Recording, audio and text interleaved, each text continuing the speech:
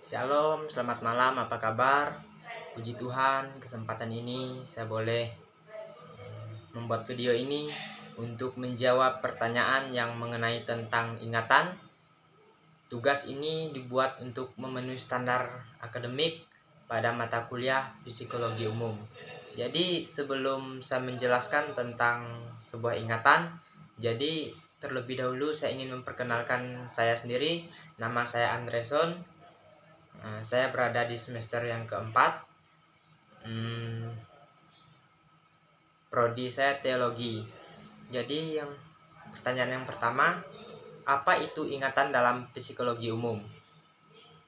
Dalam psikologi umum yaitu ingatan adalah sebuah memori, yaitu proses mental yang meliputi pengkodean, penyimpanan, dan pemanggilan kembali informasi dan pengetahuan yang semuanya terpusat di dalam otak.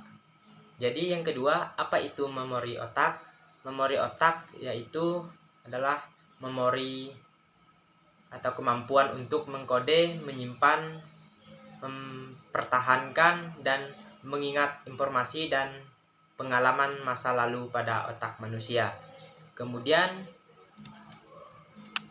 di sini yaitu bagaimana ingatan dalam otak bisa terbentuk, yaitu yang pertama melalui saat adanya rangsangan dari lingkungan.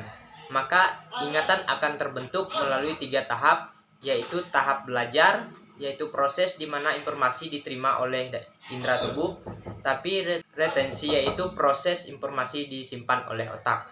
Kemudian yang keempat, bagaimana proses terjadinya pengingatan.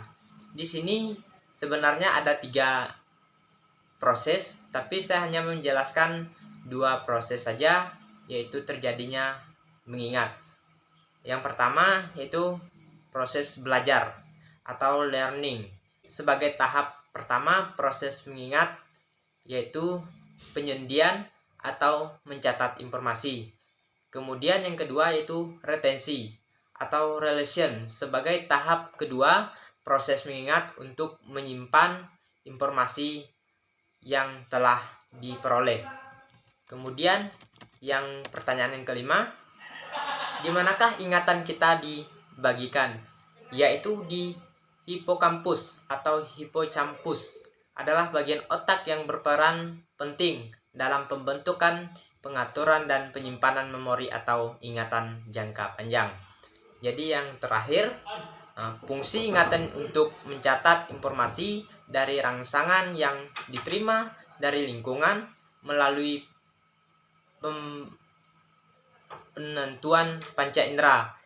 Contohnya ketika masih SD, saya suka menangis kalau disuruh menghafal pelajaran, mencatat informasi dari rangsangan yang diterima dari lingkungan melalui bantuan panca indera. Terima kasih. Kiranya melalui ini bisa memahami tentang ingatan. Terima kasih, Tuhan Yesus memberkati.